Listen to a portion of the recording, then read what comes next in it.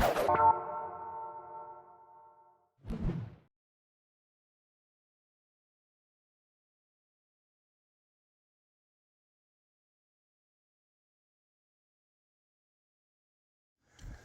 everyone, I'm Jim Atwood. I teach percussion at Loyola University in New Orleans, and I'm going to play this all-state timpani audition etude for you. But before I do, I want to point out a few things about it that will help you as you work on the piece yourself. The first thing, it's an Allegro etude, so we know it should be fast, but there's a tempo change marked in the 6th bar. So I want to make sure that the listener can hear that I made that tempo change, especially in an audition situation. So I'm going to start the etude a little bit on the fast side, so the tempo change will be very obvious. The listener will know that I did what was printed on the page.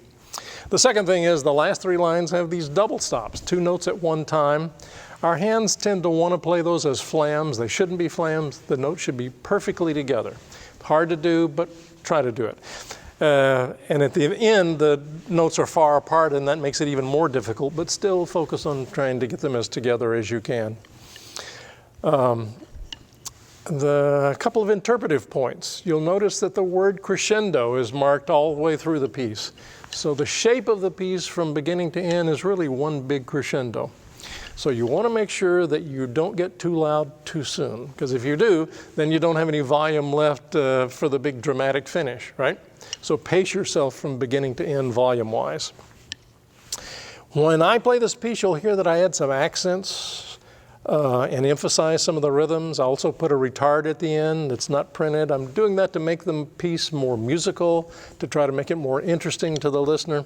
Whenever we work on a piece like this, or any piece, we of course want to work, first of all, to make it as perfect as possible, but then you want to try to make it just a little bit special.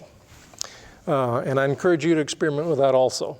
Don't get nuts with your interpretation. It still has to sound like what's on the page.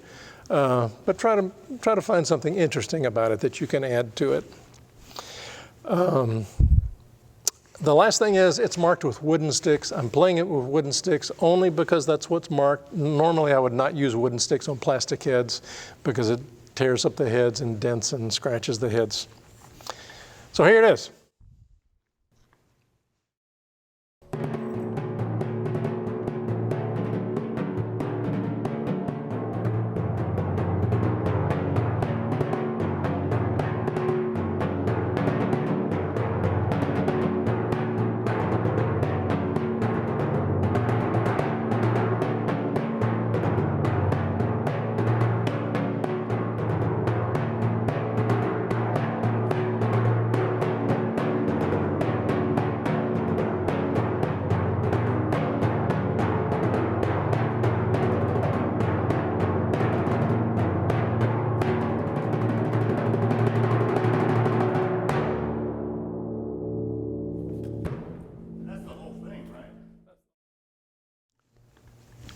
In September, we're going to do an all-state audition workshop on all the pieces for all the instruments, and on this piece I'll be working on some of the technical details. I can show you some technical tips with your hands that will make this a little bit easier for you to play.